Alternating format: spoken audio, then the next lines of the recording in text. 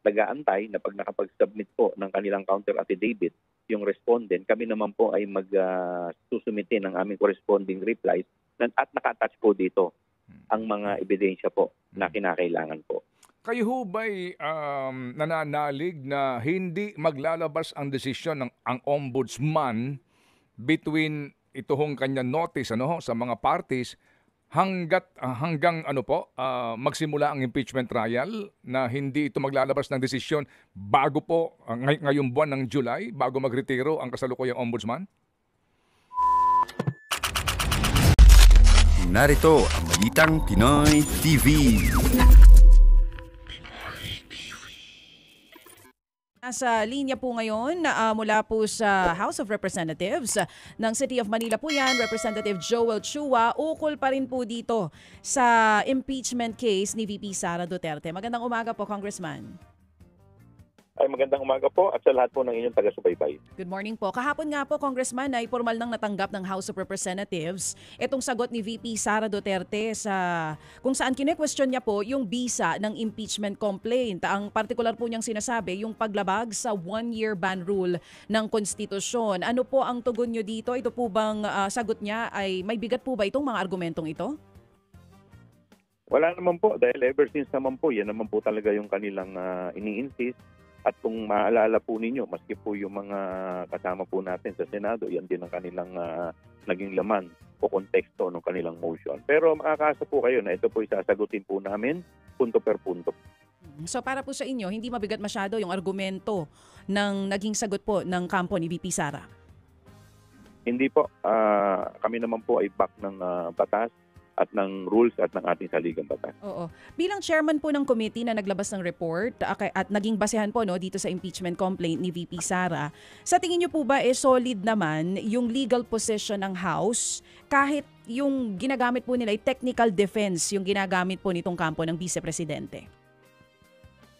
Solid po yung aming mga ebidensya, kaya nga po yung alam po ang hinihingi namin sa ating mga kagalang-galang na senator judges na pagbigyan kami na mailatag ito, mag-proceed na tayo sa trial na mailatag po namin ang aming mga ebidensya. Congressman, kahapon nga po officially natanggap na ng House of Representatives yung sagot ni VP Sara. Para po sa mga observers nakaabang dito po sa impeachment trial, kung mangyayari man po yan, ano na pong susunod pagkatapos pong matanggap yan ng House of Representatives?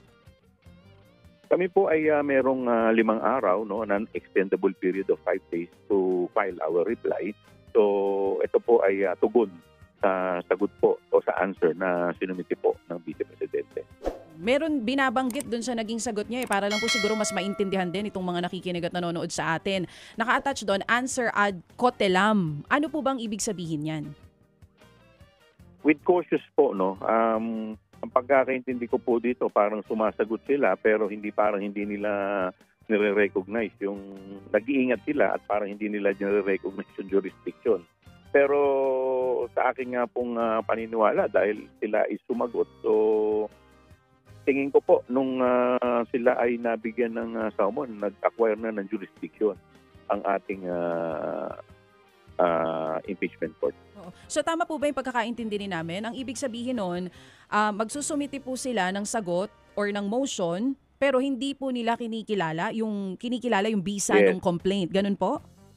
Parang ganun with caution With caution yung ad cotelam Parang nag-iingat sila. Pero sa akin nga sa amin pong paniniwala nung sila po ay inisyuhan na nung summon nag-acquire na ng jurisdiction ang ating korte, ang impeachment court. So parang ang nangyayari po, Congressman, yung sagot niya po, kung sakali mang umusad yung impeachment trial, para lang maproteksyonan siya. Ganun po ang nangyari dito po sa naging sagot ni na VP Sara?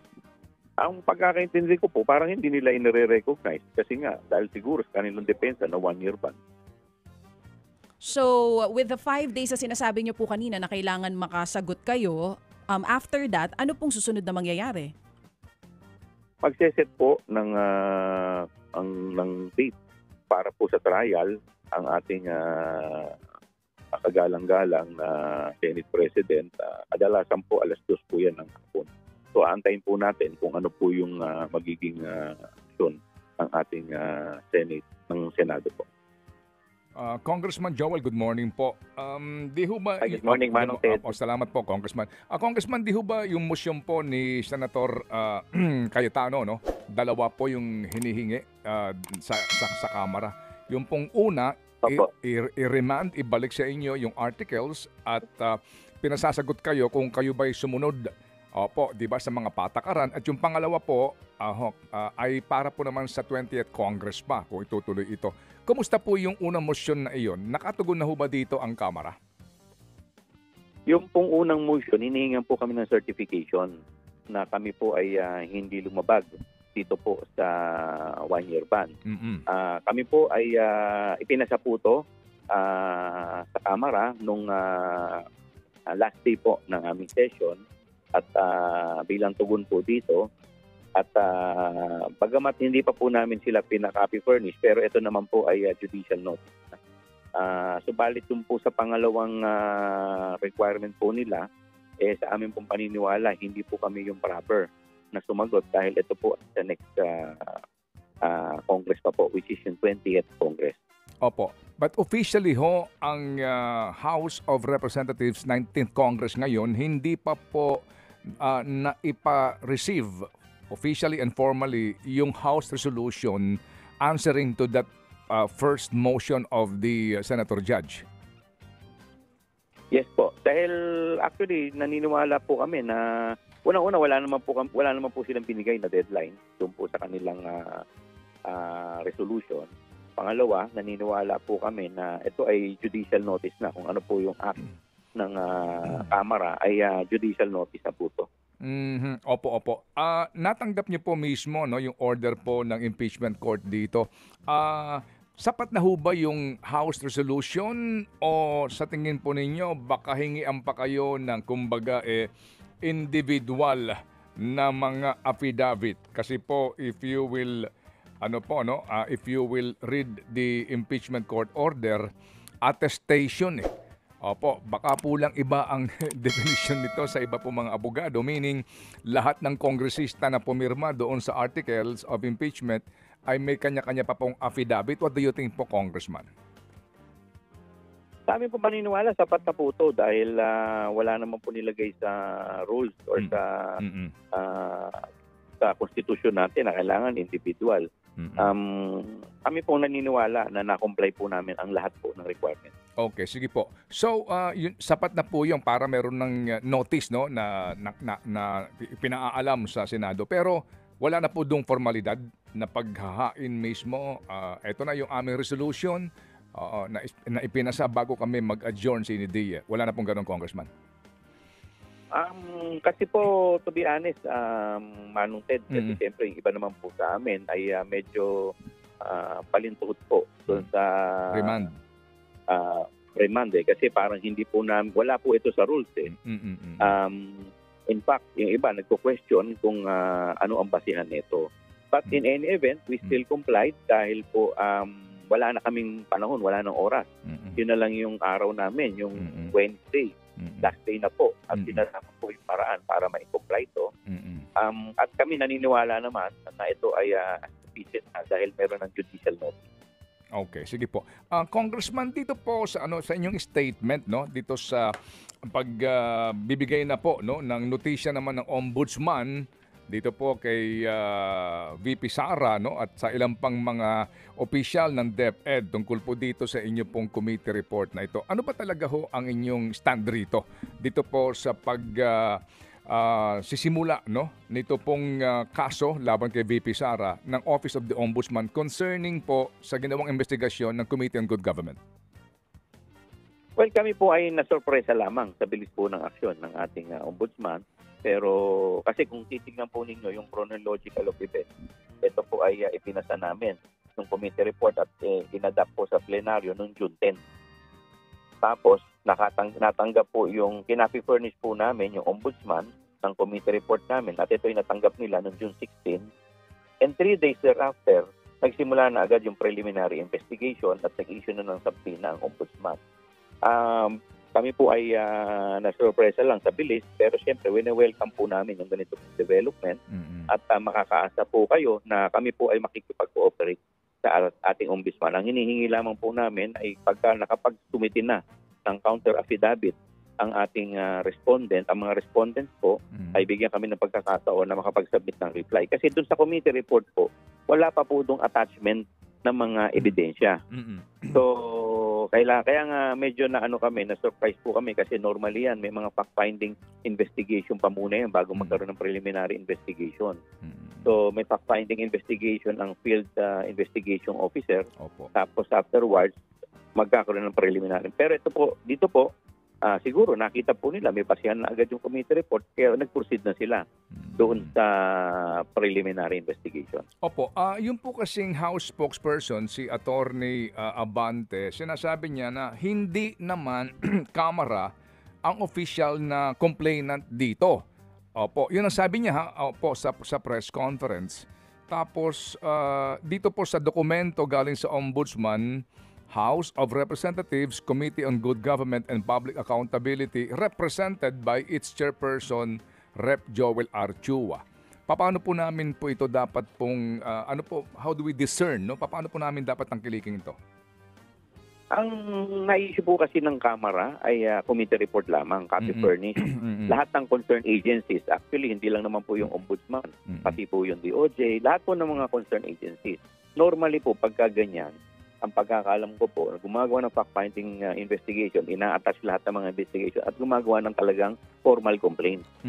So kami po kasi hindi naman talaga kami nag-file ng formal complaint. Kumbaga copy furnish lang sila ng committee report.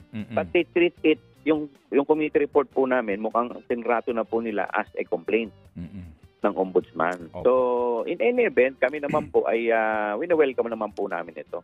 Okay. Pero yung nga po, no, sigurado po ako siguro na basa nyo na po itong mga balita sa reaksyon ng iba, maging ni incoming ML Rep Leila de Lima na sinasabi niya, meron din silang agam-agam sa timing, sa bilis, etc. sa proseso kasi nga baka ika niya maglabas ng desisyon ang ombudsman pabor sa respondents and magamit ito ng impeachment court o maging ng defense ng mga senador po na mga pumapanig kay VP Sara na depensa at sabihin na kung sakali po na pinawawalang sala nga ng ombudsman itong sila VP Sara et al. Ano pang itutuloy natin dito sa impeachment? Ano hong basa niyo doon?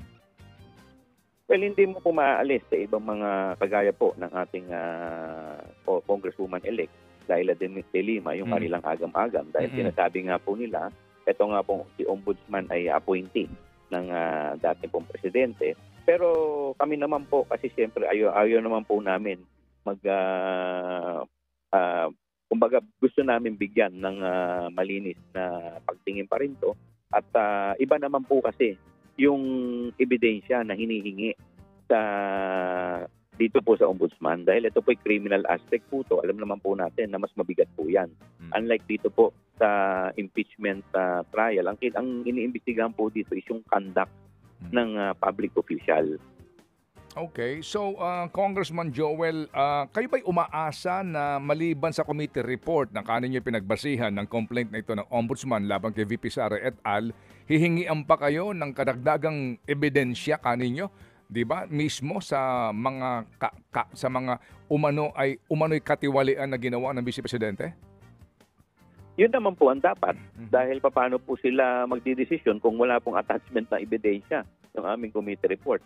So kaya nga po kami ay nag-aantay na pag nakapag-submit po ng kanilang counter affidavit yung respondent, kami naman po ay susumite ng aming corresponding replies at naka-attach po dito ang mga ebidensya po na kinakailangan po. Kayo ho ba'y nananalig na hindi maglalabas ang desisyon ng ang ombudsman between itoong kanya notice sa mga parties hanggang magsimula ang impeachment trial na hindi ito maglalabas ng desisyon bago po ngayong buwan ng July, bago magretiro ang kasalukuyang ombudsman? Ayaw naman po namin mag-speculate pero kasi kung titignan naman po din natin yung dami ng respondent at saka yung dami ng ebidensya na yung charges, Siyempre siguro mas maganda po na mapag-aralan nila na maigi to at sana humihingi kami na sana maging patas ang ating ombudsman. So, naniniwala kayo na hindi kakayanin ng mabilisan na desisyon ditong ombudsman ngayong hanggang July 30? Sa akin pong paniniwala, baka hindi po kayanin ng ganun kabilis dahil ano naman po ang kanilang mamadaliin. Dapat yung pag-aralan ng maigi. Nang sa ganun, makapag-arrive po sila sa tamang desisyon. Opo. Isa pa pong legal argument dito ni Attorney Leila De Lima ay yung provision mismo po no na lumilikha nga po no sa tanggapan ng Ombudsman, Republic Act number 6770, and kung mamarapatin po ninyo Attorney Joel basahin ko lang po para kayo makapagbigay po ng sakto. Okay, sabi po dito.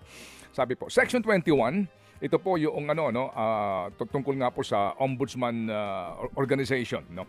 Officials subject to disciplinary authority exceptions. The Office of the Ombudsman shall have disciplinary authority over all elective and appointive officials of the government and its subdivisions, instrumentalities, and agencies, including members of the cabinet, local government, government-owned or controlled corporations, and their subsidiaries, except over officials who may be removed only by impeachment or over members of Congress and the judiciary. So sabi po dito ni Congresswoman De Lima, sabi niya, impeachable official si VP Sara. So dapat hindi panghimasukan ng ombudsman ang tanggapan ng Vice Presidente kasi nga siya ay impeachable official at yung ang proseso idadaan po sa Kongreso. Ano po ang tingin niyo po dito, Sir Congressman? Sususugan ko po yan. Dadagdagan ko pa po ng supporting case sa kaso po ng Ombudsman versus Court of Appeal. Dito po, sinasabi po na dapat po mauna po muna yung impeachment. Dito po kasi kinasuhan po yung Ombudsman. Yung Ombudsman po, alam naman po natin, kagaya po ni VP Sara, ay impeachable officer. So sabi po dito, sa kasong to, na dapat ma-terminate muna yung impeachment proceeding bago po siya panagutin ng criminal or administratibo. Yan po ang sinasabi din po sa kasong yun. Kaya tama po, naniniwala po ako na tama po yung sinasabi ni Congresswoman Leila De Lima. But insofar as doon sa ibang respondent na hindi po kaugnay, na kasama po doon sa complaint, Ito na nga mga kabalita. Ano na ang masasabi nyo patungkol sa balitang ito? Please comment down below mga kabalita. Pag-usapan natin yan sa comment section. At kung di ka pa nakasubscribe sa ating channel, baka naman